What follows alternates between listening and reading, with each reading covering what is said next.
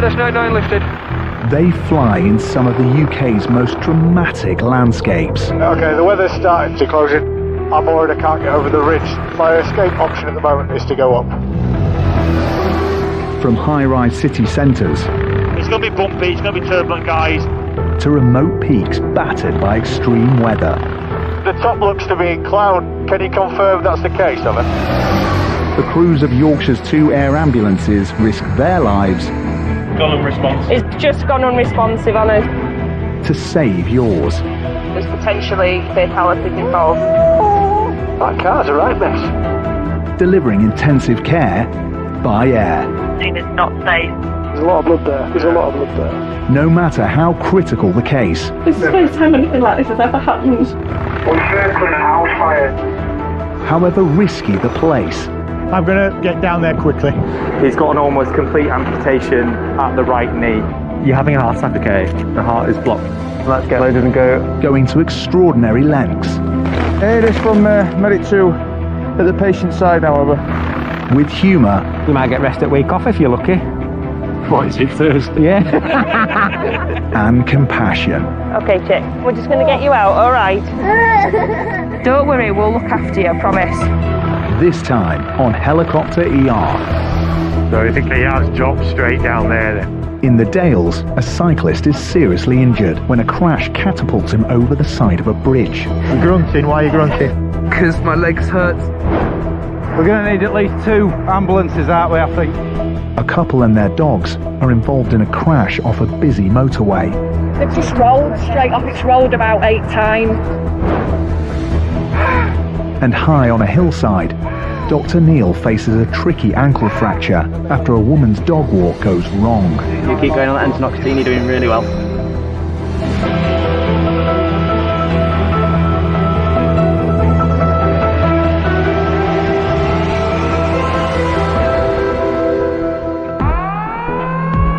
At the Yorkshire Air Ambulance HQ, the scramble siren is sounding. The crew of Helimed 99 are being called to the Dales.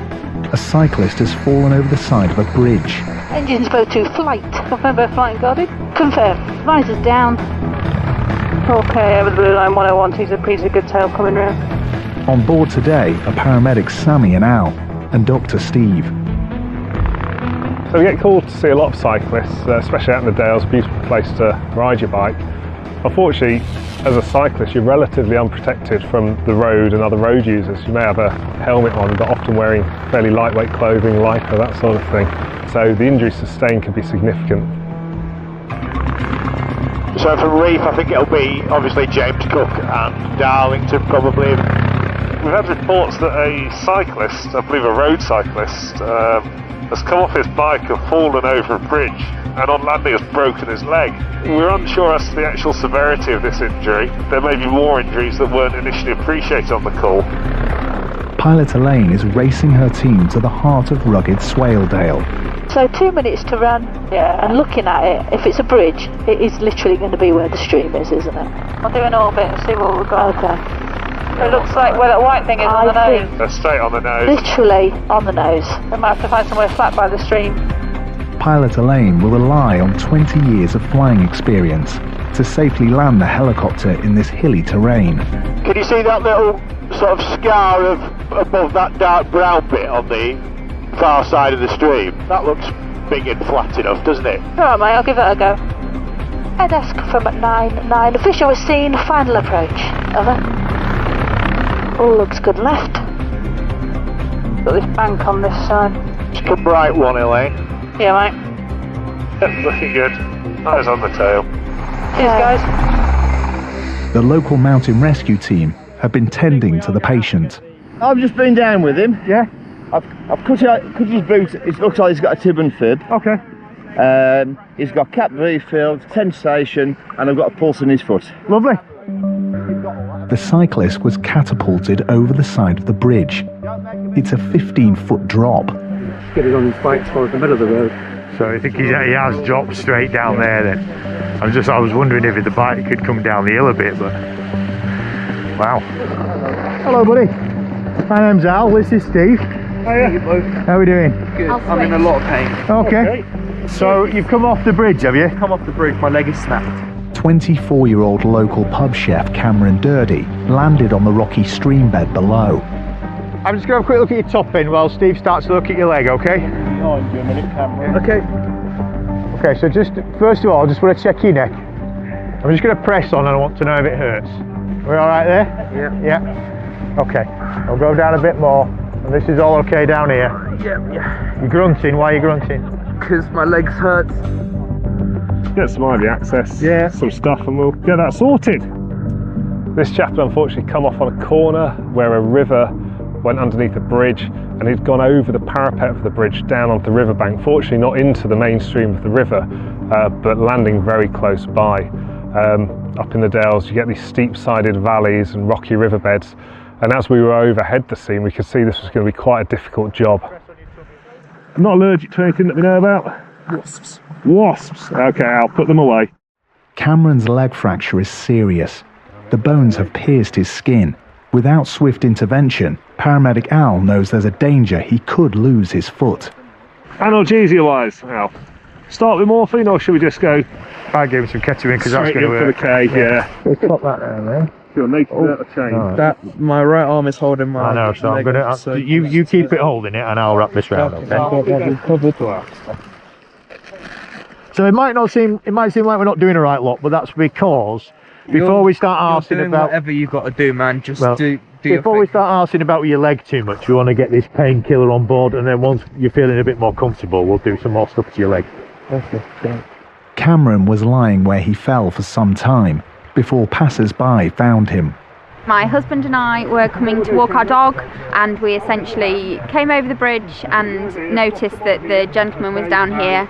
To be fair, I'm fairly surprised he's conscious and fairly happy with it, to be honest. Didn't lose consciousness and didn't hit his head on any of the rocks, which the brook's quite low at the moment, so it's a surprise. I quite like the sound of a babbling brook. Do you? I think if I was going to have an accident, I'd quite like to be beside This has been my painkiller so far. Yeah, it's quite nice, isn't it? I feel like my pain is just going down the river a little bit. It's calming. Nice way of looking at it. Need a bit of that. Pop that on there. There we go. Cameron's leg will need to be straightened where he lies. Dr. Steve is giving him ketamine. It's the strongest drug the team carry, and it can cause hallucinations. Right, are we ready for a journey? Have we got splintage and stuff? Yeah, Sammy's just behind you, I think. Super. Okay, we're going to start gifting this in. Okay, Cameron. Now, like any visit to the bar, Let's take it. we're going to go one round at a time. Okay, I'm not expecting you to buy any rounds tonight. We'll start a little bit. Okay, the beauty of a little bit is we can always give a little bit more. But we'll see if we can hit that sweet spot where you don't care as much. Okay, and the pain goes away. Now, ketamine can be a bit dissociative, it can make you feel a bit spacey. I want you to focus on the fact that we're here to keep you safe. So think happy thoughts. Okay. I think that's starting to do something. Yeah, it's doing something, isn't it? Yeah. Whoa. Okay. It's good, isn't it? That was quick. Yeah. Once Cameron is fully dosed up, the team will straighten his leg. Are you ready for your next drink yet, sir? Yeah, go on. Maybe just a half. Yeah. Just a half, you reckon? Okay, buddy? You alright? I'm good. How are you? If it weren't for that, I'd be in a lot of pain, I think. Yeah, is the pain sort of eased off a bit now?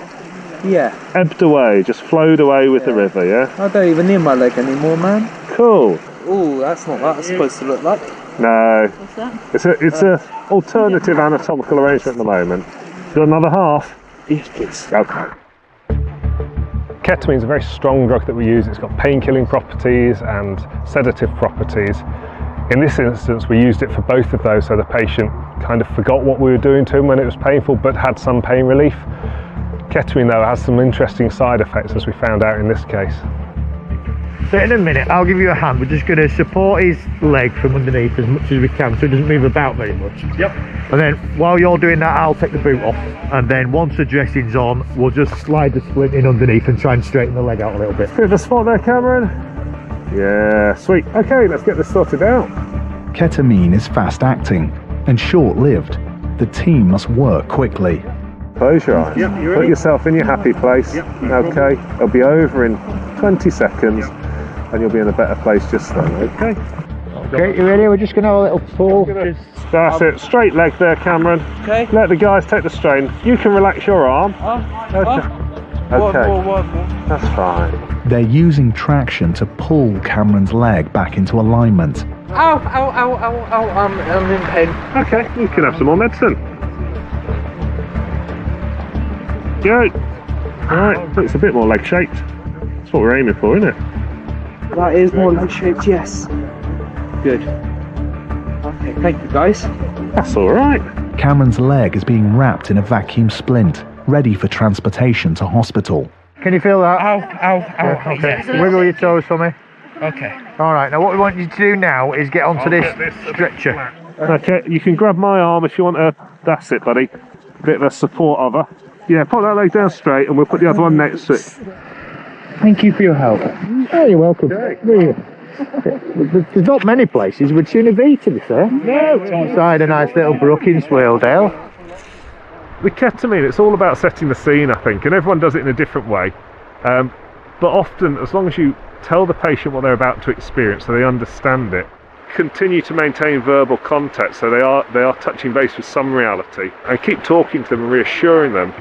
As with Cameron, it can be actually quite a smooth and not unpleasant experience. After his 15-foot fall, Cameron may well have other hidden injuries. Hands up. Yeah. On three then. 1, 2, 3. The mountain rescue team will carry him up the steep slope to the waiting helicopter. Well, it's a nice bike as well. It's an e-bike, yeah. She could have been going at a fair lick. Yeah. A little bit of scuffing there, but... Yeah. Everyone ready? On lift. 1, 2, 3. Lift. Keep going. Keep going, that'll do. Cameron will be flown to the major trauma centre at the James Cook Hospital in Middlesbrough. Are you ready for a little top up? Yes, please. Yes, please. I'm starting to really feel like I'm in a lot of pain. Okay, that's no problem at all. You can ride that all the way.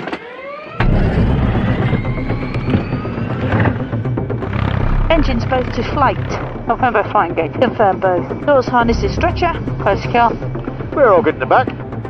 And closed and secure in the front. It's 34 miles to the hospital and just a 13-minute journey by air. H145, we've got 6 on board, just lifted from Swaledale and routed to James Cook. How much ketamine have you given me, Steve? 100. You going to give any more? No, I think we're okay. With plenty of painkillers on board, Cameron is now comfortable. Much more comfortable.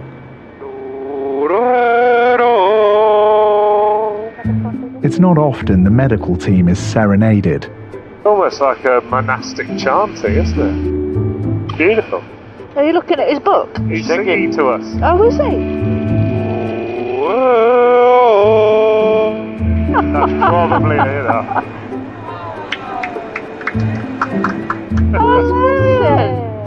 As long as he's comfortable.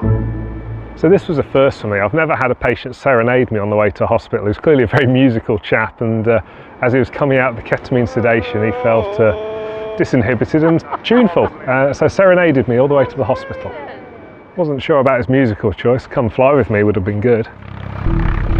After an entertaining flight, pilot Elaine prepares to touch down at James Cook Hospital. Good on your side? Yep, you're still good. You're clear with the light stanchion at this angle. Let's come forward a little bit. Roger. This journey would have taken an hour by road. Air desk from 99. Landed, James Cook. Thank you guys for looking after me. No worries, Cameron. Welcome to Middlesbrough. Yeah. Cameron may be in full voice, but he's been lucky to survive a 15-foot fall, and his injuries are serious. He will need surgery and will be months in recovery.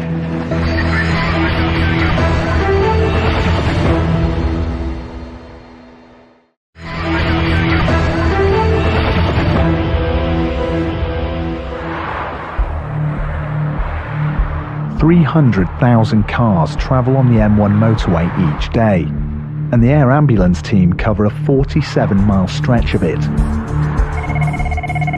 Guys, I might have a job for you. Dispatcher Matty's on the line to first responders. It's a motorway crash so bad, backup is needed urgently.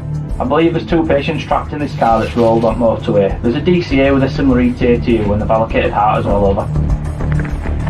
Dr. Neil is straight to it. Pilot Elaine will be flying him 10 miles north. 100, 101, piece of good.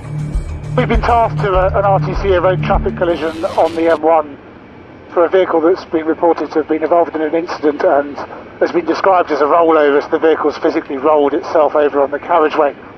There's no crew or scene update at the moment, so we're not entirely sure the nature of the injuries. At high speed on a motorway between sort of 60, 70 miles an hour, you can have significant life-threatening injuries. Paramedic Andy is helping navigate to their location. We're probably about 1 minute away. So it's south of junction 47, and we're talking north of Garforth. That sort of south area. Yeah, affirmative, north of Garforth. Yeah, we'll have his eyes skinned, mate. The traffic is still moving in both directions with what we can see from here. Roger, there's another note just come in now, fire on scene. Between junction 48 and 47 southbound. Yeah, roger mate, we've got visual of scene, we've got the fire appliances. That car's a right mess. We could see that the vehicle had come off the motorway through the barrier and down the embankment on the side of the motorway and had then rolled into a field. Lots of damage to the vehicle, lots of debris lying around. The car has come off the southbound carriageway. It's not clear how many casualties are involved. Is that close enough or do you need to get closer? Up to you, mate, whatever you think's. Without disturbing scene, I think that's probably good there, mate. Are they in or out of the car? I think there's one in and there's one out. I think, yeah. As we approach the scene, I can see there's 2 elderly patients who are occupants of the vehicle. One sat still inside the vehicle and one sat on the ground next to the vehicle, being attended to by the ambulance crew that arrived before us. They've just rolled straight off. It's rolled about 8 times. Yeah. So we're going to need at least 2 ambulances, aren't we, I think? And in this unfortunate case, we can see that there were a number of dead dogs and a number of injured dogs still moving around on the scene, and the fire and the police service were trying to manage those animals. Can you remember what's happened? Have you been unconscious? I don't think I've been unconscious. Not while we've been here, you haven't been unconscious. He's been coherently talking, communicating. Conversation. I'm just going to have a look at your chest, sorry. 73-year-old Dave King has no idea how his car came off the road. Andy isn't taking any risks. Although Dave's awake and talking, he's likely suffered significant injuries. Any pain in and around your pelvis and groin? No. Any pain in the back of your neck? No, nothing. No. Dave and his wife Jennifer were on their way home from a holiday with their 5 spaniels. All the dogs were thrown from the car in the impact. Only 3 are still alive. The fire brigade are doing what they can for them. Are they your dogs, are they? They're all rescues. Are they? Oh, bless them. So this is a really sad job. I think as the medical team we have to make sure our focus stays on treating the driver and the passenger of the vehicle. We're not in a position to treat the animals, we don't have any training to treat the animals. Fortunately we've got the other emergency services and we all work together as a team. Ready, steady. Oh, that's just because I'm 73. Don't worry. You don't look it. You've been very lucky. We'll come back down when we get over there. We're just going to walk him to your vehicle. Are you in first vehicle? Yeah, nice. Obviously if I'm going up there, yeah, I'm not going to see my wife, am I? No, but that's fine. We're looking after her. She's sat up and talking as well. All right, and we'll get messages between you, but at the moment we just need to make sure that medically you're okay. All right, Dave. In the wreckage of their car, Dave's wife Jennifer is being checked over by local paramedics. It looks like she has a head injury. Dave is disorientated. Where were you heading? Manchester. Okay. Right, okay. Is this me that's come down here? Yeah, it is, yeah. Okay. Yeah, try not to think about that. As well as physical injuries, serious accidents can also be psychologically traumatizing for the victims. I've got 2 dead dogs, and one who's on his way out. The other one's bloody 15 and he's survived. You clearly love them, and they're better off for having been with you as well anyway, yeah? Oh no. The last thing I can remember is watching the speedo and sitting in setting the cruise control. Okay. That's all last time. Right. Can you remember rolling or? No. Right, okay, so possibly a brief. Being driving and being... And being in field, you can't remember. I can remember being upside down in the trench. Right. And then it going, rolling upright. Yep. Oh, so you can remember the actual roll? From what, a point of it? In the suitcase in the back seat. Yeah, we'll have a look round. Amazingly, his wife Jennifer is also able to walk out of the car into the waiting ambulance, but she's had a bang to the head and is clearly shaken. So the vehicle to our right has come off the motorway, the M1 southbound, I think, and rolled down a grass bank through a ditch to land on its wheels the right way up. Significant speed, possibly, so the potential for injury is really high. But modern vehicles with airbags and the fact that they've rolled down a grass bank into a soft field has possibly saved their lives in the context of what's actually happened. So both the patients in the vehicle are what we would describe as walking wounded. So they've got some minor injuries, they need to go to hospital for a check. Do me a favour, Dave. Take my hands, pull me towards you, push me away. Paramedic Andy's carrying out neurological tests. Kick your leg forward. Oh, other one. That's it. Pop it down, kick your leg forward. Nice one. You sit yourself on there, lovey. Alright. Thanks Yeah. for visiting you, Doc. Bad day. I wish it. Next time I see you. Yeah. I wish you well. Alright, for the speedy recovery, especially the hand. Alright, but it's, yeah, just one of those days. Dave and Jennifer have been lucky to escape with their lives, but paramedic Andy has serious concerns. She's got some pain across her chest, but it seems like bruising. But I always worry with people of that age, they're always going to fracture the sternum, aren't The full extent of the couple's injuries will be determined in hospital, and it's not yet known if the surviving dogs will make it.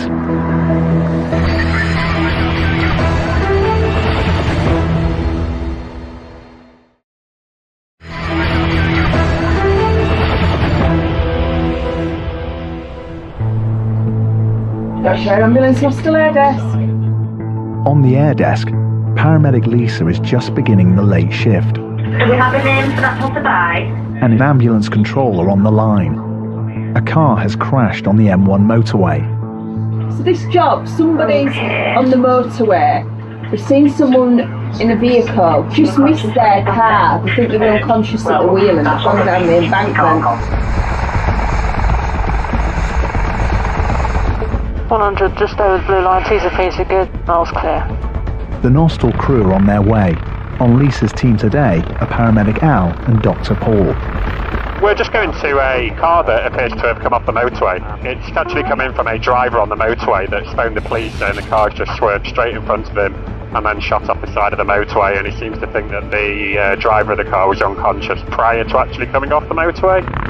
The particular concerns for high-speed impacts are internal injuries, so things that we can't see. So that may be significant injuries to the chest and to the lungs, to the abdominal cavity causing bleeding, or to the pelvis itself with significant fractures. Doncaster, good afternoon, this is Telemed 98 Alpha. 8145 out of Nostell, been tasked to a job near Hart Hill, Sheffield area, 5 on board, looking for basic service, please. Pilot Elaine is flying the team 22 miles to a section of the motorway south of Sheffield. It's right near Woodall Services. That's it, yeah. Yeah, Woodall's quite a long way south. Yeah, it's right on the border with EMAS. It means the team are now flying a long way from emergencies in their own patch. My eyes are in a minute. I'm looking out. In just 9 minutes, they're over their location. 500 feet below, police have closed the road around the wreckage of the car, which has come to a rest on a parallel minor road. I'll try and get it on the road, but I'll go from the other side, so I'm not going to cause a problem so much. Right, I need you clear of obstacles on both sides.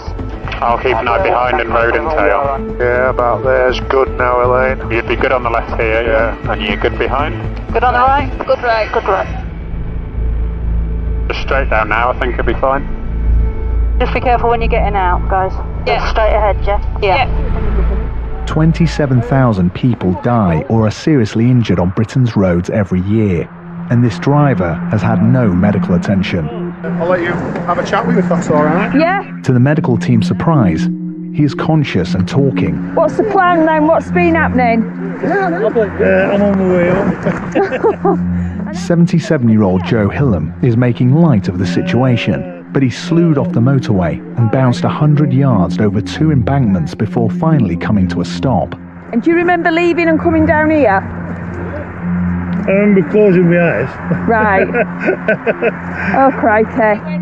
This man had been through a huge ordeal with the high-speed road traffic collision that he'd been involved with. He was laughing and joking, but my concern was that actually he seemed like a fairly stoical Yorkshireman, and therefore my concerns were that actually he had some more significant underlying injuries that we hadn't found by that point. No pain anywhere? No, nothing, I'm fine. Were you wearing your seatbelt? Yes, oh yes. Right, okay. Might be a bit tight at the moment. Yeah. His heart rate is 130 as it says on the monitor. Right. Radial, let's go with that, I think. No other vehicles were involved in the crash. Lisa and Paul are concerned there may be medical reasons behind the loss of control. No problems with your breathing? No, none at all. You don't feel short of breath at all? No, I feel fine. I'm just going to go up your top. Right. Excuse me. You just take some nice deep breaths. Joe's heart is racing. I'm just recovering from COVID. From what, COVID? Yeah. Ah, yeah, right. Right, young man, your oxygen levels are a little bit low. Well, they're quite a bit low. Have they? Okay. How long ago did you have COVID? Last week. Last week? Our trip out came out last week. You came out last week, right. Because your oxygen levels are lower than what's normal for you, right, and your heart rate's a bit fast, I think you should go get a check over at hospital. Right, but not today, surely. Lisa is at a loss to know why Joe is resisting a hospital check. So he's saying his oxygen levels are normally low, but they're normally about 94. Recovering from COVID, he's just come out of isolation last week, right, so that's probably got something to do with that. Heart rate. But his heart rate, I've said he should go to hospital, but he don't want to go. No, I'm not going to hospital. I think you should. I've really had enough and I'm not going. I know. Definitely not. I'm going home. That's the thing. My next point is home. My home. I just want to be in my home. Yeah. What about if you just went to hospital for a quick checkup? No, I'm going home. And what if you get poorly at home and there's nobody to help you? Well, at least I'm going to die happy in my own home. So unfortunately we're still seeing some of the long-term effects of COVID, and for some people who have been admitted to hospital through that time, they've had some truly horrific experiences, and I think for a lot of people they never want to go back to the hospital experience, which is entirely understandable. I'm sorry, I've seen enough of hospitals. I'm going home. I was on that corridor watching people there, and nobody was taking any notice. I mean, on a corridor, 14 and a half hours in a chair, and we were actually watching people die. They were letting them die. There weren't even anybody saying hello to anybody or watching them. Well, that might just have been a really bad day that they were having. Dr. Paul is hoping a phone call to Joe's stepdaughter will persuade him to be checked over in hospital. Sounds like he's had a pretty grim time in hospital recently from what he's telling me. And he's fairly adamant that he's not going to hospital. Even though he's talking kind of entirely sensibly, and I absolutely get what he's talking about, and it sounds like his time in hospital was pretty horrific.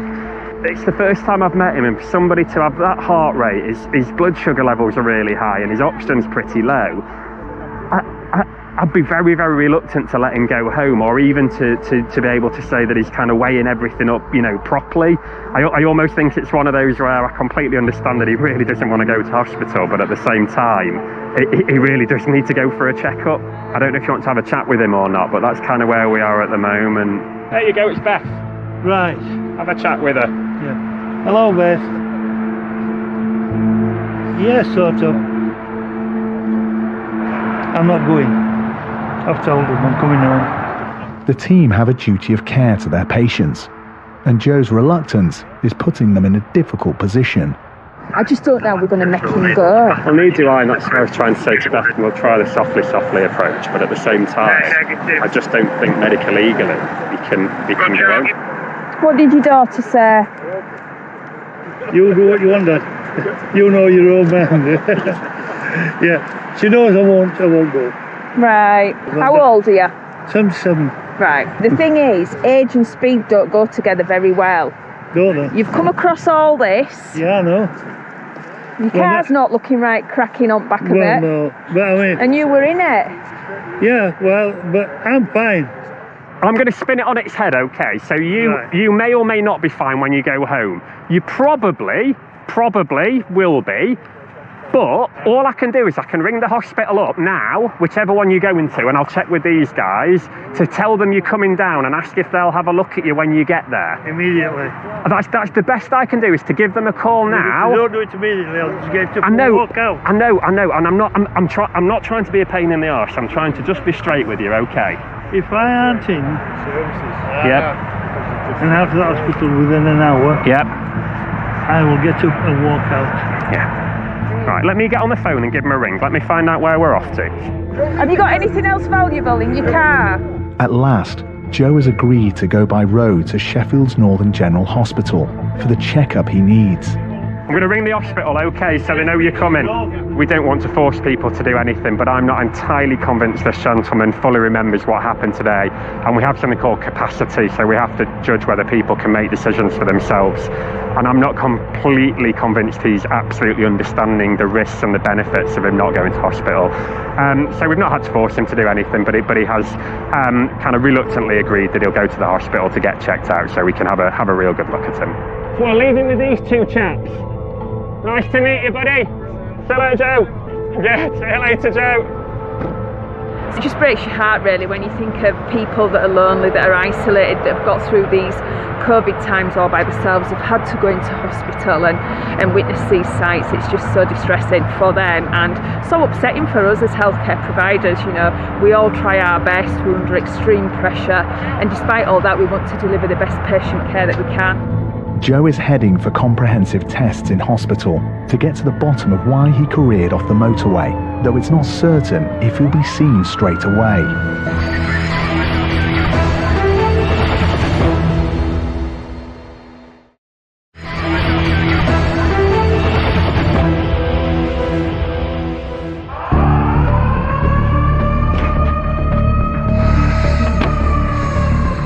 At Nostell Air Base, paramedics Pete and Sam are being scrambled to an injured walker.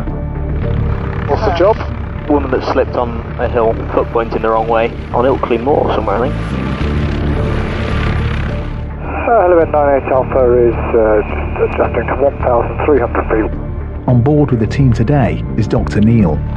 We're going to Ilkley Moor for a lady who's reportedly broken her ankle, and there's some suggestion that it's not pointing in the right direction, which suggests that the blood supply could be compromised to her foot, and I imagine it's rather painful, and she's some distance from the road, so we will be able to land relatively close, make an assessment, and if necessary we can give her a strong painkiller, something like ketamine for example, and make her foot straighter and improve the blood supply, which may improve its recovery and healing, and actually the survival of the foot if it's really at an odd angle. Starting from Ennis. Yeah, I've had this detail upgraded. By a trauma desk, they've still not got a DCA attached to it. I'll let you know as soon as one is. Over. Ennis 98, roger, that's all complete there. 3 minutes to run. In 10 minutes, they are over Yorkshire's famous Ilkley Moor, which is popular with dog walkers and climbers. Might actually be in trees or scrubland this, which might make it a bit more difficult, because it appears to be a lot more trees on that hillside than there is on the map. The moor rises sharply 1,300 feet above sea level. Finding a suitable landing spot could be tricky for pilot Harry. I'm just going to do one pass just to see if there's anywhere, coincidentally, that's flat round there. Visual on the track. She's just in the trees there, the first tree that covers the track after it drops down. She's got a loose dog with her. We don't get any further left there, or is there rock? Now what we're worried about is the ground is coming down from the path behind us. Tail is good. Oh, okay. Pete, can you just, I'm just holding a bit of power. Yep. Can you just step out for us and just confirm to me that we've not got any rocks or anything penetrating the bottom of the aircraft? Well done, I'm off the skid. Thank you. All looks good, that, Harry. Cool. Okay, cool. Leave us down. It's a quarter of a mile down a steep track to the injured woman. You can understand how someone's lost a footing on here, can't you? I've been OC and MRT has been requested. We're coming, we're not far off you. How bad is your pain at the moment? Relatively bad. It was worse before. 55-year-old Tina Hornby dragged herself into the clearing and called 999 after falling under trees while walking her dog Dexter. You can start on this. So Right, okay. the mouthpiece there, pop Yeah. it into your mouth and Yeah. take some nice deep breaths. Okay. Tina's fractured her ankle badly and it's painful. Got no pain up at the top No, of your leg? I just felt, because I slipped slightly, Yeah. I put my foot down and I just felt it go. Okay, no problem at all. So I'm going to have to pop a little needle into the back of your hand probably just to give you some pain. Okay. Is that okay with you? The break is so severe, the skin is developing a dusky hue, a sign the blood flow to her foot is compromised. If we need some sedation, I'll put a green or something in. Yeah. This lady's got a nice vein, hasn't she? So I'll just put something bigger in. Yeah. Tell us if dizzy it's- again. Yeah, that's fine. That's good, keep sucking It wears off really quick, so as soon as you start, we'll just stop feeling back. Bending it down a touch. With the blood flow to her foot dwindling, there's a danger vital tissues could die. Dr. Neil needs to straighten it where she lies, but it will hurt. So Tina, I want you to take 10 really big breaths on that Entonox. Okay. Okay? Nice, big deep breaths. Keep going, one after the other. You keep going on that Entonox, Tina, you're doing really well. You've seen it there, Yeah. so it's just trying to get your foot back into the position it should be. Okay, if it's too bad pain-wise, you let us know. Support her knee, turn your hands around, face the other way. Yeah, and I want you to stop me pulling her off the thingy. So Sam's got to hold your leg, so we've just got something to pull against. Yeah. Okay, you keep breathing on that. Really well, Tina, you keep going. I feel it coming out to length, so that's good. Dr. Neil is using traction to pull Tina's ankle back into alignment. It's not easy. The fractured bones are jagged and must align neatly without trapping any nerves or blood vessels. Oh, hang on. Yeah, no, I'm stopped now. On the gas and air, we're going to have another attempt when you're ready. Yeah. If we can gently and carefully manipulate it, so you bring the joint back out, because if you fracture it, it becomes shorter, because things go from there to slip. So if we can bring it back out to length and rotate it back into a more normal position, anatomical alignment that we call it, it can reduce the pain, so she's a little bit more comfortable afterwards, but it also helps where the blood vessels may have been squashed and constricted. So keep breathing. Dr. Neil has done it, and colour is coming back to Tina's foot. How does that feel compared to what it was before? Same? Yeah. Yeah. So I can feel a peel now. Yeah. Blood is pumping to Tina's foot once again. You can see it looks a lot better. It's not perfect, it's not quite back into where it should be, alright? But your skin is better. Yeah, and your foot's a little bit pinker at the end. Yeah. I can't imagine it feels better yet. Though. Yeah, it does. Oh, does it feel better now? It feels a bit better. And it had gone completely numb, your toes, hadn't it? Yeah. Quite cautious over your ankle. Tina's straightened ankle will be immobilised in a vacuum splint, ready for transportation to hospital. We're waiting for mountain rescue because we want to get you down safely. We don't want to be tumbling, we don't want to be banging you around and causing any more injury to that ankle. Tina's worried husband has arrived. Hello, fella. Alright, So come and say hello, but don't trip over her leg. Alright. Yeah. My foot was pointed that way before they straightened it. Fell on that steep slope. I was under the trees, they couldn't see me, so I came down here on my bum. He didn't leave my side. Mountain Rescue are here with a specialist wheeled stretcher to get Tina off the moor. The stretcher is here, we just want you in the middle, head up this You're going to be alright. Do you need some support on your arm? I think I can. Okay. Right. You alright? Yeah. It will be short work for Mountain Rescue to transport Tina to the waiting road ambulance at the bottom of the hill. Anybody not ready to move? Abby's going to have a downhill. Okay, ready, brace, lift. The blood flow to her toes was quite compromised, so it was quite poor. And she also had sort of a numb foot. So that could be a combination of blood flow and nerve entrapment as well. Thanks. Cheers. Have a good flight. Bye. Could have used something much stronger like ketamine. And ketamine is a very strong painkiller and it's also a sedative. But we're in the middle of nowhere and sedating somebody is not without risk. So doing things simple is often the better option. You'll do it bit by bit, yeah? A&E hospital teams will take over Tina's care. Really, they? For the air ambulance crew, their work on the moor is done.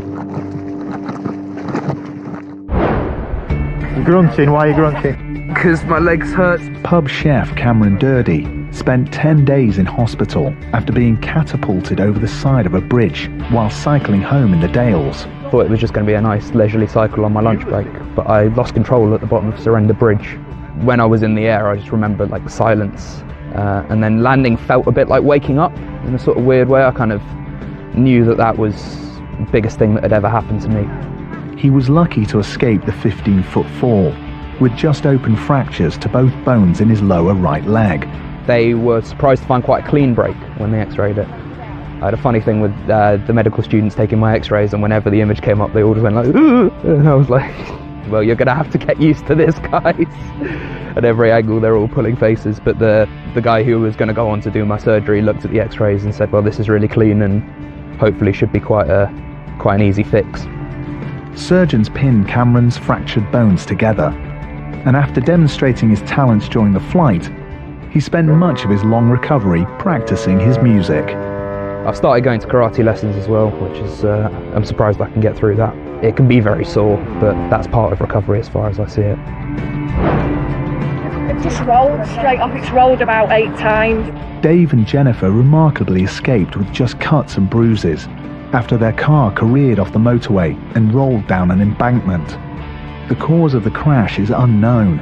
Any pain anywhere? Just past me nose. Of their 3 rescue spaniels that survived the crash, 2 later died, but 12-year-old Charlie is doing well. The couple have since taken on a further 2 rescue dogs. What's been happening? I'm closing my eyes. 77-year-old Joe Hillam was checked over in hospital after his car careered off the M1 motorway at 70 miles per hour and bounced over 2 embankments. No problems with your breathing? No, none at all. He returned home the same day. The crash was caused by a tyre blowout. You keep going on that endonoxetine, you're doing really well. X-rays in hospital found Tina Hornby had suffered a complex 3-part fracture to her ankle when she fell during a dog walk on Ilkley Moor. It happened so fast, I slipped with my left foot, and as I went down with my right, that's where I heard the noise. I looked and I could see my ankle was just pointing completely the wrong direction. Really well, Tina, you keep going. Tina went into surgery the next day, where her ankle was pinned and plated. She's still on the road to recovery. The doctor actually said it could be 18 months before I'm walking completely correctly again. And even then, I might not get absolutely the full movement that I had before. I'm determined I'll be back up on that moor and back up on that hill. Nothing will stop me walking in. Tina's injury was serious. Without a swift rescue and intervention, it could have been much worse. Thank you very much. Thank you for getting me off that moor. I don't know what I'd have done without them, and for saving my foot as well, because realistically there was no blood supply. Ready, go. They did such a fantastic job and they deserve every single penny they get.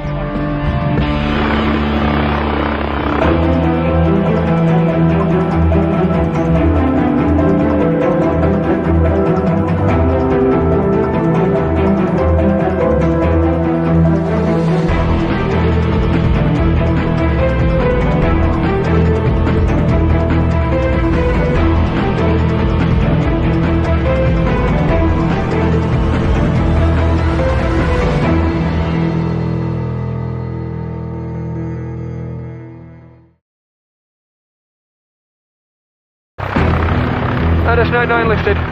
They fly in some of the UK's most dramatic landscapes. Okay, the weather's starting to close in. I'm worried I can't get over the ridge. My escape option at the moment is to go up. From high-rise city centres... It's going to be bumpy, it's going to be turbulent, guys. ...to remote peaks battered by extreme weather. The top looks to be in cloud. Can you confirm that's the case, over? The crews of Yorkshire's 2 air ambulances risk their lives Gone unresponsive. It's just gone unresponsive on us. to save yours. There's potentially fatalities involved. That car's a right mess. Delivering intensive care by air. Scene is not safe. There's a lot of blood there. There's a lot of blood there. No matter how critical the case, This is the first time anything like this has ever happened. We're circling a house fire. however risky the place. I'm going to get down there quickly. He's got an almost complete amputation at the right knee. You're having a heart attack, okay? The heart is blocked. Let's get loaded and go. Going to extraordinary lengths. It is from Medic 2 at the patient's side, however. With humour. You might get rest at week off if you're lucky. What is it, Thursday? Yeah. And compassion. Okay, chick, we're just going to get you out, alright? Don't worry, we'll look after you, I promise. This time on Helicopter ER. Oh, definitely. There's a lot of blood there. There's a lot of blood there. He's just shot in the front of the back as well. The team fight to save the life of a man who's been shot in broad daylight. He's got multiple pellet type injuries. Stationary motorbike being hit by this pickup. A motorcyclist is in danger of losing his leg after being hit by a pickup truck. Where's your pain at the minute, mate? Right leg very sore. And in the Dales, the crew are up against the clock after an elderly woman suffers a stroke. Can I hold your hands? Is that all right? Can you hold me with that one?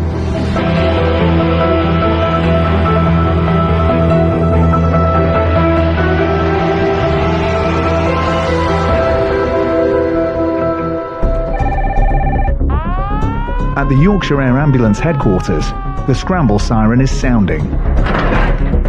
It's a Saturday afternoon, and paramedics Al, Mikey and Dr. Brian are racing to reports of a shooting. Got a bad feeling about this one. I think it's going to be a shotgun. Drug-related gang. Engine bursted flights. Guarded. Doors and harnesses. Loads unsecure. Let's go back. We've actually got some over top of the hangar. Yeah. Yorkshire's gun crime has doubled in a decade. This shooting happened just a few minutes ago in South Yorkshire. Details are still sketchy. You don't really know what you're going to find until you actually arrive on scene and see for yourself. You get some flight time to the scene. So in your head you're making plans, you're planning for the worst, but hopefully it's not going to be the worst. We've had reports of someone being shot. So the things that go in through our head is, first of all, what are they being shot with? Could be anything from a crossbow, a catapult, a shotgun, or a handgun, or a high-powered rifle, all of which have different injury patterns. Shootings are usually pretty rare, but if they do happen, it's normally with shotguns because they're quite easily obtainable and purchased on the streets quite easily. Pilot Jeff is flying his medical team to the scene at 160 miles per hour. Journey time is 3.5 minutes. You see the church with the, 3 big black windows in it? That's where all the trees are at. But there's a warning from the ground. A gunman is on the run, and their safety is at risk. NS9 now, we're overhead to park. Roger, that's received. Please the not seen at this moment in time. Scene is not safe. 500 feet below the circling helicopter, the injured man is lying alone and untreated, but the crew can't land until police contain the scene and give them the all clear. There are coppers down here, though. Oh yeah, same 3 o'clock arm response by looks of it. There's DCA at 9 o'clock as well. Watch where this copper goes. It looks like it's got a first aid bag out, doesn't it? There's something going on there. He looks kind of worried. Looks like somebody's got blood or red on him. And we'll go on there, mate, shall we? They decide to take a calculated risk. Gunshot wounds can bleed heavily, so every minute counts. NS police are on scene, tending to a casualty. We're landing now. NS, that's all received, thank you. At last, the team can land close to the injured man. Oh, definitely, there's a lot of blood there. There's a lot of blood there. Right, bring blood out. We could see evidence of a patient on the ground who was very distressed. There was obviously quite a lot of blood around the scene, which made us concerned that this patient was losing blood very, very quickly, potentially a catastrophic hemorrhage, and that could kill you within minutes. Flash dressings, everything's in my bag for hemorrhage. Stuff in here as well. Tell us when. Yeah, go on. Lying on the grass is a man who's been blasted with a shotgun. Armed police have evacuated and sealed off the area. It looks like a targeted attack, carried out just yards from other members of the public. Hey, you just shot in the front of the back as well. I don't think so. Oh, wow. Oxygen's coming on your face. All right. Right, good lad, well done. Lift your head up. Oh, mate. What about oxygen for, Paul? Yeah, because you've been shot. I didn't take it off, Paul. You didn't put it on, mate. Like, sorry, sorry. Alright, listen. This is going to help you feel better. Relax. Get off! Sorry. Hey, get off me, mate, listen. I want to make sure you haven't been shot. The patient was obviously very, very distressed. He'd been peppered across his face and his chest with lots of small shot from a shotgun, obviously. I'm going to pop a little drip into your arm, okay? What? I'm going to pop a little drip into your arm. Deep breath. Alright, good, well done. And again, mate. My main concern with shotgun wounds are damage to major organs, bleeding, damage to the chest, problems with the lungs, damage to major structures around the face such as eyes and neck and major blood vessels there. Good. Can DCA get us here? DCA can get to there. Yeah. It's got air entry. We're off to Leeds. We're not flying. Yeah, it's got air entry, Brian. This is going to hurt a bit. There we go. Mikey, we're going to have a little bit of ketamine here, I think. Roger. Dr. Brian is giving him the strongest pain-killing drug the team carries. It will also calm him down. 10, 20. No, we're giving you some 30. Relax, you're fine. You're doing really well, buddy. So this guy looks like he's been shot with a shotgun. He's got multiple small pellet type injuries across the top of his chest and his neck. Some of those have clearly entered his body, so we'll be getting him onto an ambulance, I think, and off to hospital as soon as they arrive. Mikey, his neck's really big, isn't it? Oh. I can feel it. That's all blood there. So we're going to go. No, the LGI. Yeah. Is there any chance of getting a police escort to go there? Yeah. We can sort that. As soon as the DCA comes up, we're going to drive quickly to the LGI. Sound. Okay? Super. Alright, you're doing really well. The gunman is loose, and there's a real danger he may return. The team are working as fast as they can in a high-risk situation. I'm here. It's more of a controlled adrenaline rise. Your senses become heightened, you become tuned into what needs to be done, you become really alert and switched on because you need to be on top of your game. The man is too unstable to fly, so the team must go by road ambulance. There's police here. Are we getting knocked out? No, we're not getting knocked out. Gunshots can cause complex internal injuries, and the man is bleeding heavily. Paramedic Al is drawing up a drug called TXA, or tranexamic acid. It will help stem any internal hemorrhaging. You're doing alright, mate. TXA, Brian. Thanks. You lift that arm up, mate, get that. Just need to dry that with something. Yep. Hey, just stay still. You're doing really well. And it's going to be sore. And we would do a thoracotomy. If the bleeding continues, Dr. Brian may have to make an incision in the chest wall to drain blood which is crushing the man's heart and lungs. So we need to have a look at his back and his groin, to be honest with you. Yo, boys, yeah? Yeah? Because my balls are. It's not your balls. I want to make sure you haven't been shot down there. You haven't been shot there, that's fine. If I roll him, someone have a look at his back for me. Yeah, Don't spit or move. Ready, stay, move. Anything? No. Great, back down. I feel like I'm trying to help you. I can't. Yeah, don't worry. There's no time to lose. The race is on to leave scene and get the injured man to hospital. The man is in a critical condition, so Dr. Brian and Mikey will travel with him and continue emergency care on the road. With this guy being shot all over the chest, sometimes we do have to do some more surgical interventions, and so therefore it's easier and better to go by road for access to a patient. These kind of injuries can be quite devastating from a short-range shotgun blast. Probably the biggest worry is a wound to the heart. Surrounded by a tough bag called a pericardium, and if the heart's damaged and it bleeds into the bag, then that blood in the bag stops the heart from expanding properly, so you get less and less expansion, the more blood that ends up in the bag. And the only way to deal with that is to open the chest up and open the bag and get the clot out. Just a matter of getting him in the ambulance ASAP. The patient is 30 minutes away from a waiting trauma team at the Leeds General Infirmary. His injuries could still prove fatal. Back at the scene, a police hunt for a man with a gun who's prepared to use it in broad daylight is already underway.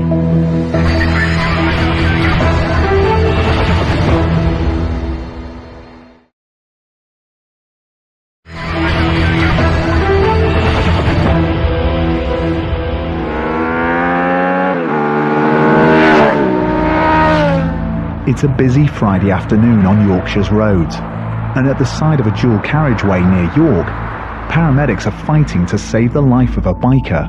Hi, it's Lisa on the air desk. I've had a message to shout you up. His injuries are so serious, the paramedics are calling for backup from the air ambulance team. Got broken potential kisses and left femur and a lot of accidents. We try and move this patient. Dispatcher Lisa is scrambling the team from Nostell. He's in agony and there's no crews anywhere. Yeah.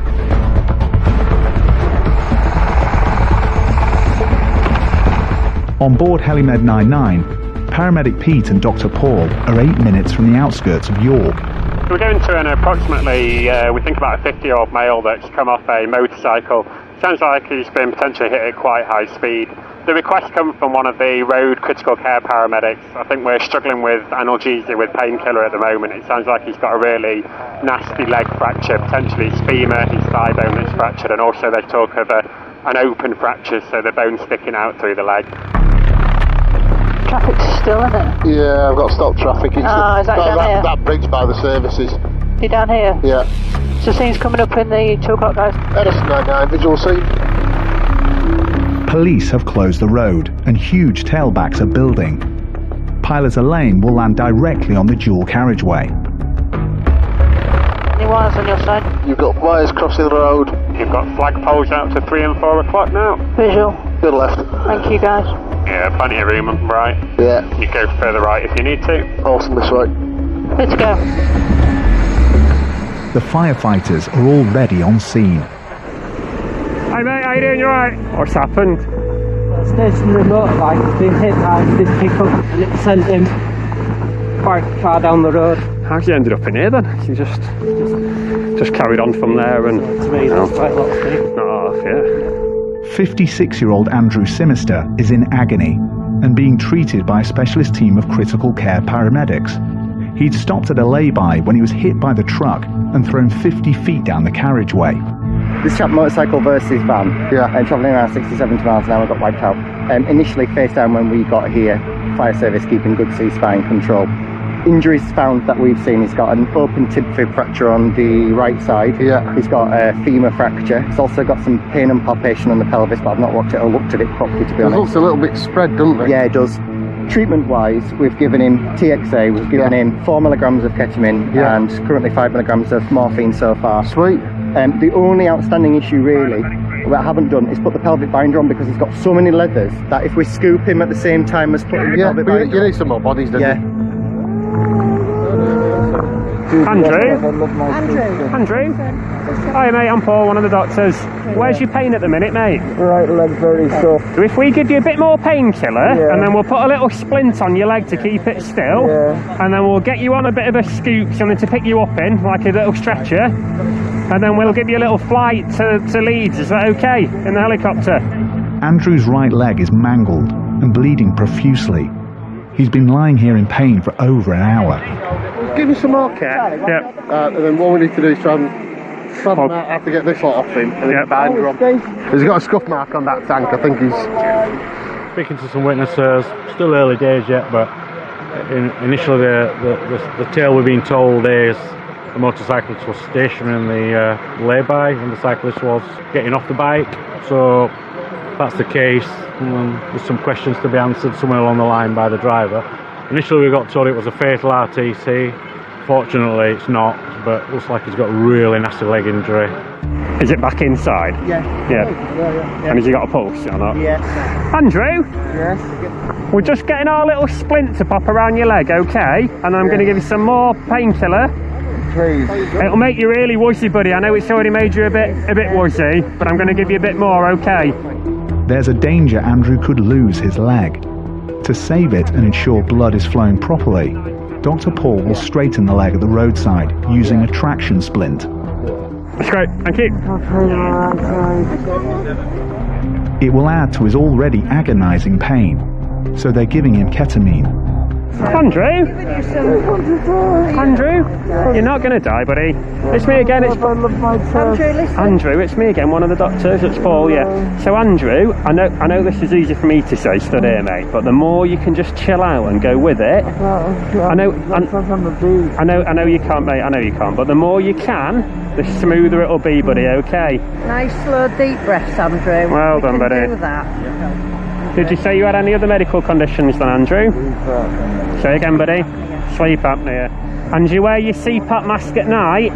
Yeah. Andrew's sleep apnea, when breathing stops and starts during sleep, is not good news. It will affect the dosage of painkiller the team can give him. So guys, I'm going to go relatively light on the ketamine because he's got sleep apnea and he has a CPAP hood at night, so we're not losing the airway basically. So we're going to be lighter on painkiller because it's safer. Are you alright pulling on that leg as well when we're ready? Yeah, sure. Andrew, bit more painkiller, okay buddy? Yeah, just to brief you guys, when we move him, he probably will start screaming the house down. It's a reaction, it's not so much as you can feel it. We're just going to move your leg, buddy, okay? Take some deep breaths, mate. Yeah, whenever you guys are ready. Go on, mate, up, yeah. Okay. You can breathe alright, fella. Yeah, go on, just give it a good pull, guys. Pete is using traction to pull the broken bones in Andrew's legs straight. You're nearly done, Andrew. Well done, buddy. No, you're not dead, buddy. All the way up. Yeah, shift that blanket a minute. Bandage around it for you. Spot on. Lift there. Sorry, buddy. Tight as you can. Pete has done it. That's it, and get that as far up as we can. Okay, we're good under there. Oh no, mate, I'm sorry, it's me. Andrew, we're just going to roll you onto your side, buddy, okay? So essentially, guys, we're going to roll him to almost 90 degrees, okay? Get this all the way under and then roll that down. You're going to be in charge of the roll if you're happy. Everybody got a bit and everybody happy? Go on then, on you. They're rolling him onto a scoop stretcher. Hey guys, you're right. It's Andrew. He's 57. Yeah. Looks like an isolated right leg, possibly a femur, open fracture here. We'll go to LGI. Yeah. What are you thinking from here? Like 40 minutes on blues? Less than that, probably. Less than 40? 25 maybe. Yeah. Right, in that case then we'll definitely go by road. So yeah, change of tack, guys. We're not going to fly, okay? We're just going to go in the DCA. So 25-30 minutes on blues. It's not high, and by the time we've loaded him, started engines, flown and landed, there's not much time benefit at all, to be honest with you. Andrew had stopped in the lay-by to adjust his belt when the truck hit him. Andrew's obviously come off his bike. He's got quite significant sort of injuries down his right-hand side. The prime concern is that he may have fractured his pelvis. It's quite a common injury when people go on certainly big motorbikes and they sort of come off the bike, go forward, and the legs get splayed out over the fuel tank. It's quite a big fuel tank on this bike as well. Possibly he's fractured his femur, and then further down he's got a laceration and sort of deformity to his lower leg. So what we've done is we've straightened everything out. We've made sure that he's got some distal circulation, so he's got blood going all the way down to his foot. We've given him some decent painkillers, some of which are short acting and very strong like ketamine, some which are a bit longer acting but take longer to work like morphine, so he's going to have plenty of pain relief all the way in the hospital. So the crew are going to take him to Leeds and hopefully he'll be alright. Andrew is becoming more distressed. The ground ambulance crew will keep him calm during the journey to hospital. He's stable. I mean, he's going to need surgery, and so yeah, he's taking the Leeds. I'll let Alan inform that. Yeah. Cheers for that.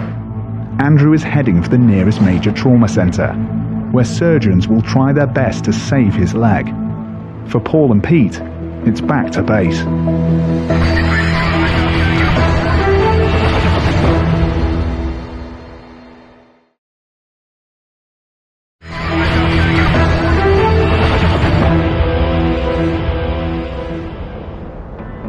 There's a note on my page, it'll be forward, the pipelines are level. Helimed 99 is 1,500 feet up and heading back to base when another emergency comes through. Dispatcher Andy is on the air desk. It's coming on a bit more now, I think he's realising he's into this. Motorcyclist into a window, opened and fractured.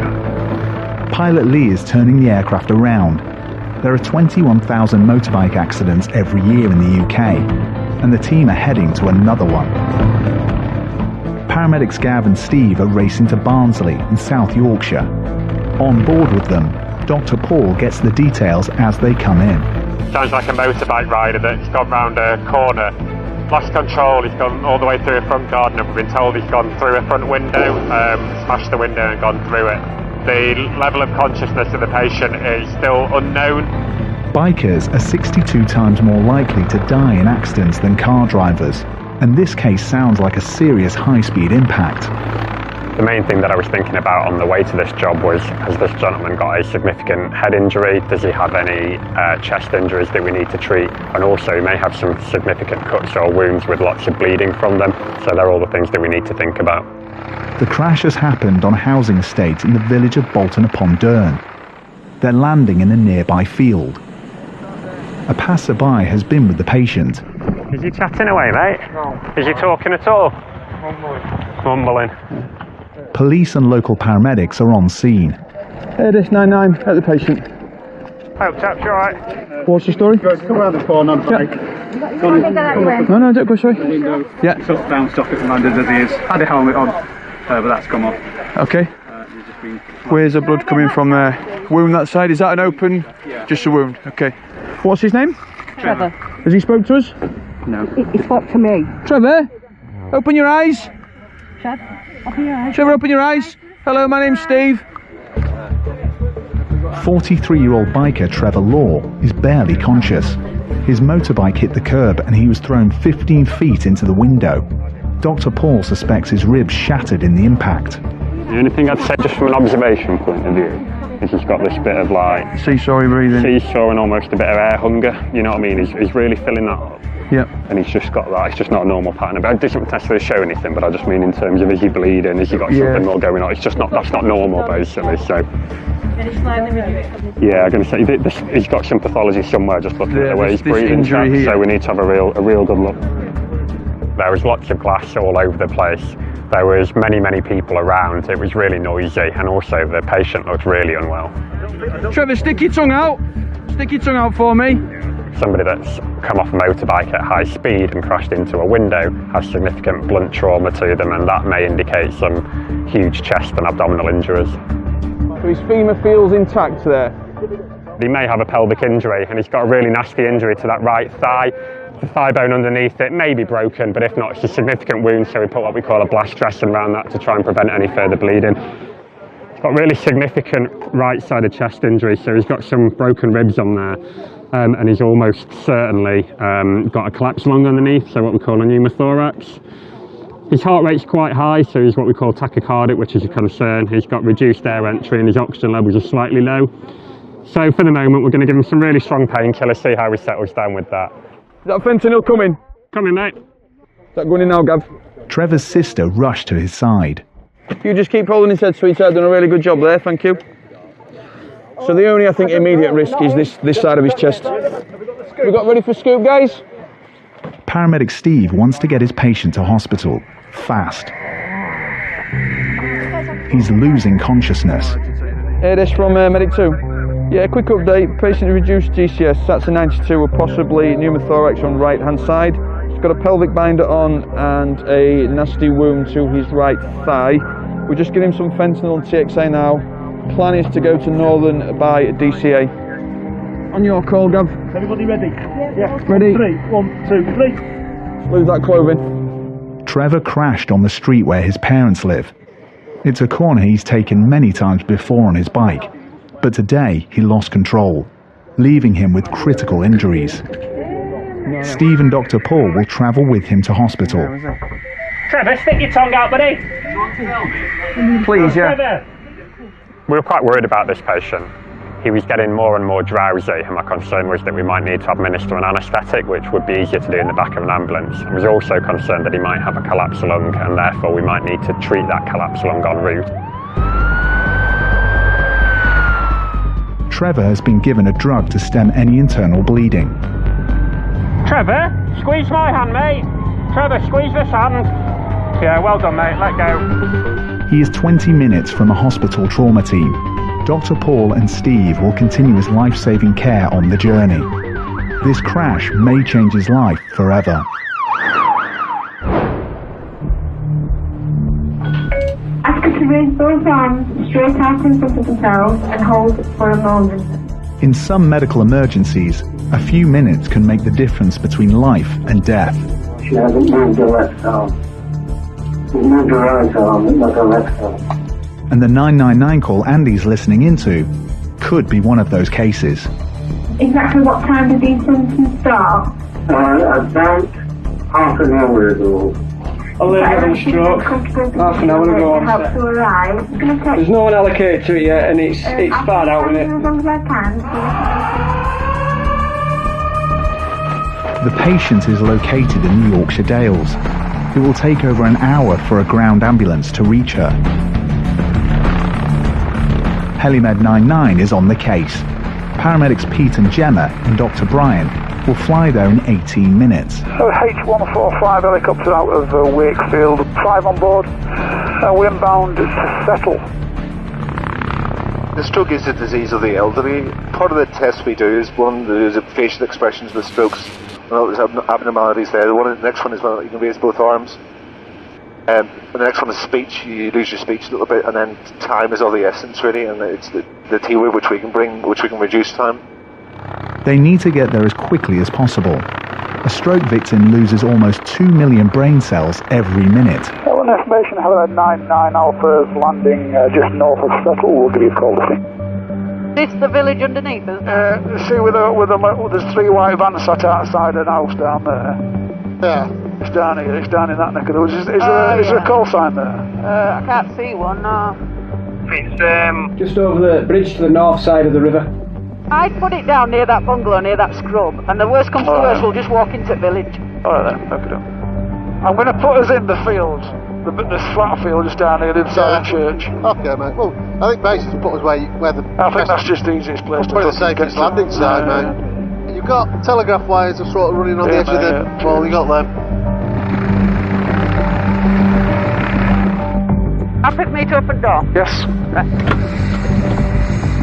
Their patient was at home when the stroke started. So this lady is immobile normally in bed. Don't you need a winch to get her out? We will sort everything out, don't worry. Hello sir, my name's Gemma, I'm one of the paramedics from the air ambulance, and we've got Brian the doctor as well. Is this Linda, is that right? Hello, Linda. My name's Gemma. We've come to see you today. Your husband was a little bit worried about how you were feeling. 82-year-old Linda Howarth's behaviour is out of character. Her husband and daughter are very worried. The carers came as usual. Yeah. And she was fine. Okay. I gave her a breakfast. Yeah. And in the middle of her breakfast, her food was coming out of her mouth. Okay. And she obviously wasn't with it. Yeah. At all. Okay. Did she have her eyes open? Half closed. Half closed. Okay. But she just wasn't eating as she normally would. No. Okay. Linda, can I hold your hands? Is that all right? Can you hold me with that one? That's it. How about this one? Does this one move today? Can you raise your leg? Yeah, you got me. So that one would normally move. She would have full use of it. Yeah, she'd use it. Yeah. And what about her face? As you look at her, does that look any different? So I think that's drooping down a little bit. Is that what you think as well? Yeah. Yeah. Okay. Linda is showing all the signs of a stroke. Now the team must decide on the best plan for her care. So we're going to see if there's a normal ambulance, because I think that's a bit more appropriate than a helicopter in this situation. So we'll see how far away they are, and then we'll do some various tests and take it from there. Linda's woken up this morning. Her carers have been a little bit concerned, along with her husband, that she's having a stroke, and she's certainly showing the signs of it. She's got facial droop and she's lost the use of her left side. So that's clear indications that might be what's going on. Yeah, is there any update on a DCA? I think that's going to be more appropriate in this situation of her. Oh, there it is. Yeah, they're not far. It says they're unseen, but there mustn't be if you can't see them. Just as I rang you, they've just pulled up. Thank you.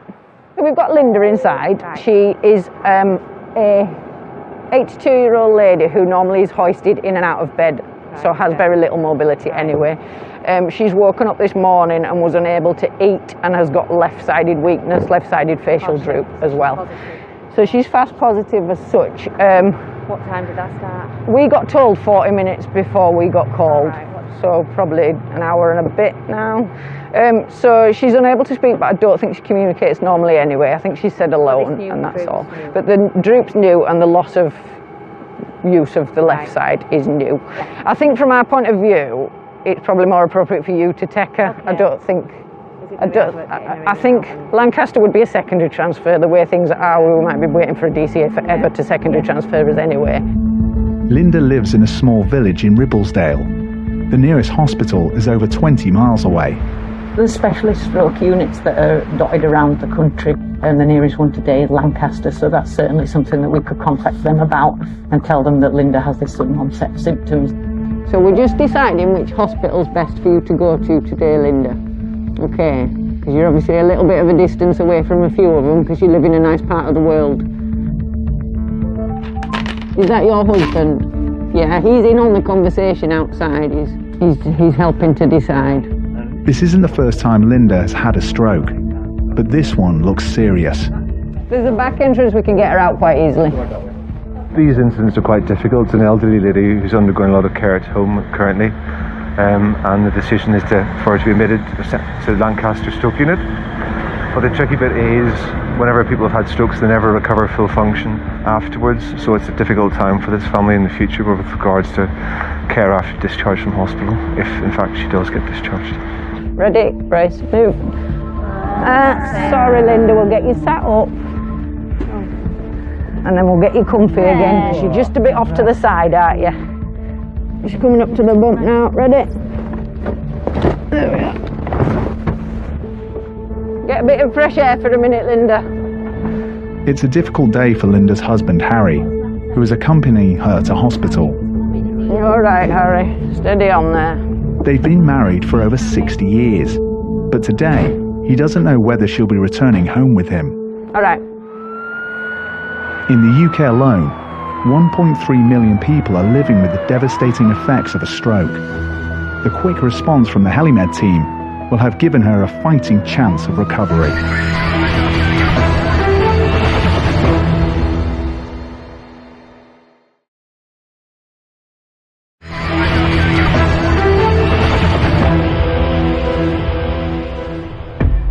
At RAF Topcliffe, the duty crew have dispatcher Gemma on the line. Literally, there's nobody coming for him at all, and he's saying he can't move for whatever reason, so I'll do a bit more investigating, but it just looks quite steep. On a mountain biking trail on the edge of the North York Moors, a rider is lying badly injured. Riser is down, and my brief is that we'll lift, go over there, have a quick check of the windsock, but I'm expecting there's no wind. We'll go just straight across the airfield there. Pilot Harry is flying paramedics George and Andy 10 miles to the scene. We're off to a location that's been identified on the What 3 Words app for a mountain biker. The weather's not great today, so we're going to see what it's like when we get into that location. Hopefully we'll get to him and be able to provide some medical care.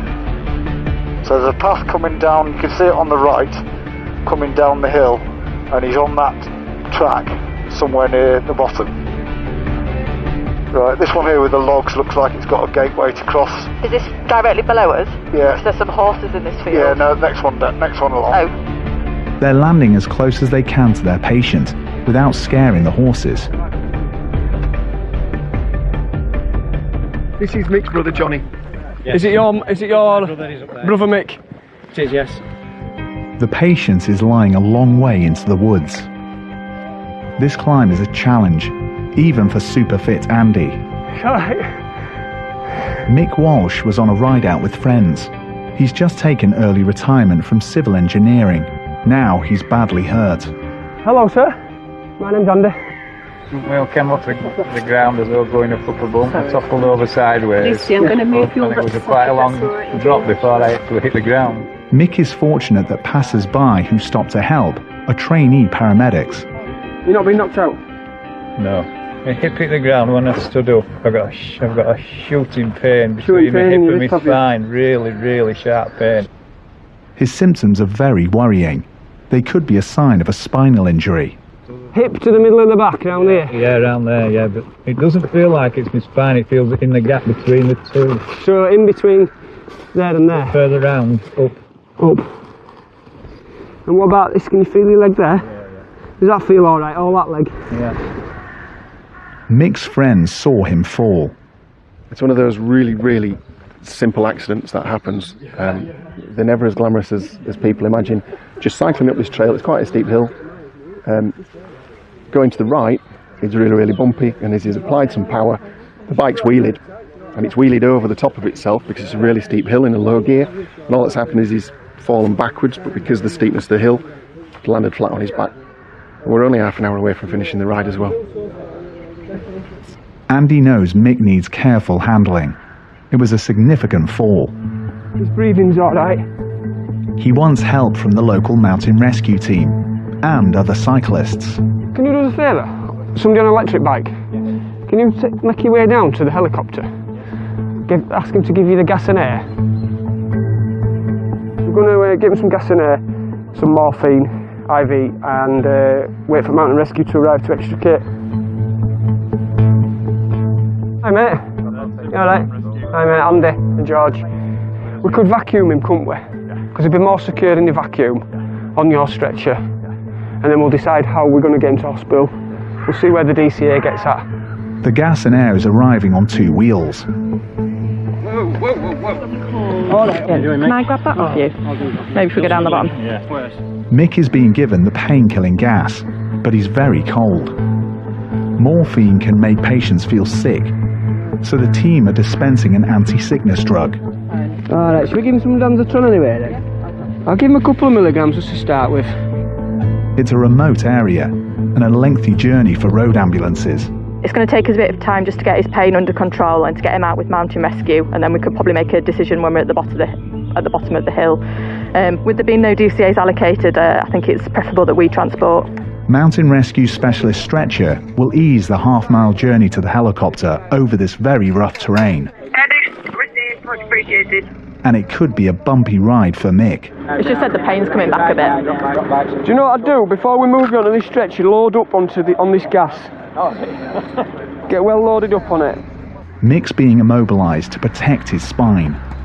The plan is that we will lift the gentleman up and we'll slide in the stretcher with the vacuum mattress on it underneath him, and then we'll be able to package him in the vacuum mattress and carry him out on the belt down to the waiting helicopter. Press the lift and lift. This is not how Mick imagined his retirement would begin.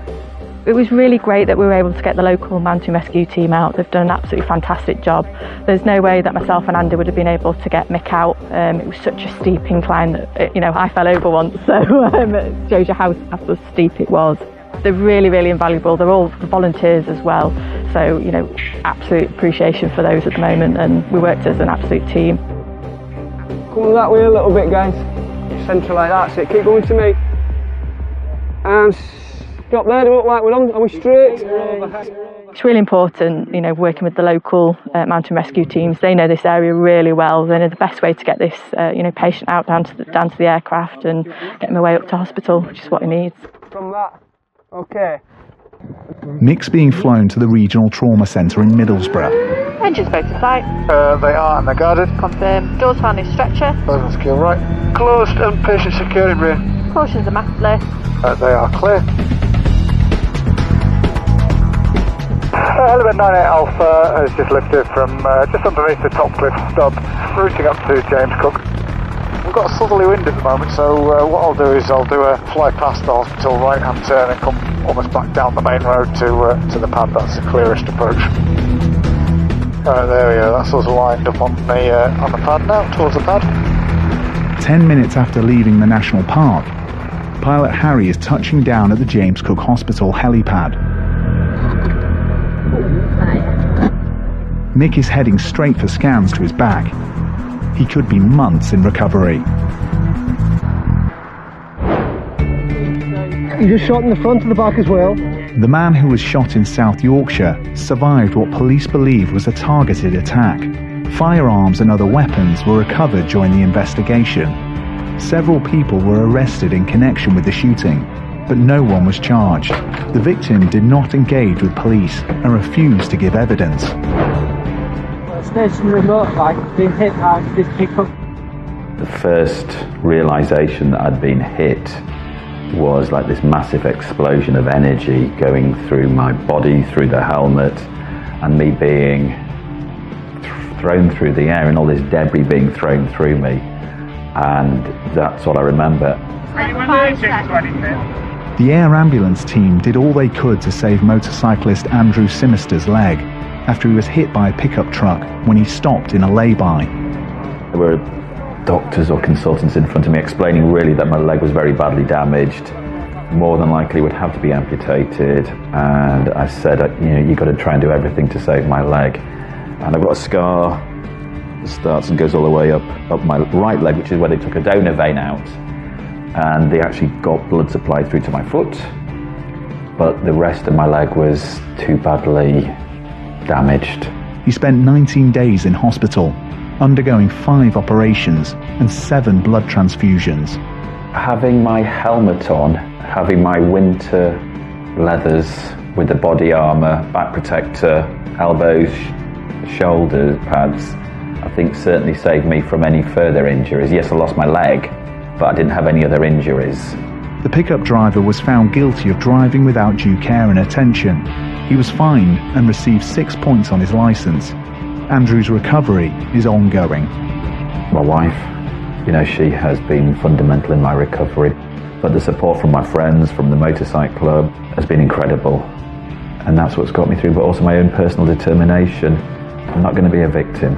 You know, dreadful things happen to me, but I'm not just going to sit in a wheelchair and vegetate for the rest of my life. I want to run. I've run marathons before. I want to do another one. And I've raised money this year through my motorbike club, which will go to our ambulance, because they helped save my life. Motorcyclist into a window. Hospital doctors placed 43-year-old biker Trevor Law into a medically induced coma after he came off his motorcycle and hit a window. Seesaw breathing. Seesaw and almost a bit of air hunger. Scans found Trevor had broken his back and all his ribs on one side. He also broke his collarbone, shoulder blade, and punctured a lung. Trevor spent a month in hospital and is still undergoing physio. Hello, sir. My name's Andy. Scans in hospital confirmed mountain biker Mick Walsh broke his back when he fell off on a wooded trail in the North York Moors. And what about this? Can you feel your leg there? Doctors advised the fractures should be allowed to heal naturally at home. After 6 weeks of rest, Mick was pain-free. He's now back on his bike. Hello, Linda. Your husband was a little bit worried about how you were feeling.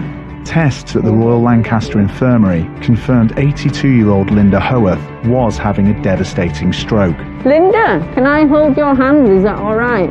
She stayed in hospital for 5 weeks, away from Harry, her husband of 61 years. The couple met as teenagers at their local Methodist church. Linda never came home after the stroke. She died shortly after being transferred to the hospital in their hometown of Settle in the Yorkshire Dales. She leaves 2 children and 2 grandchildren.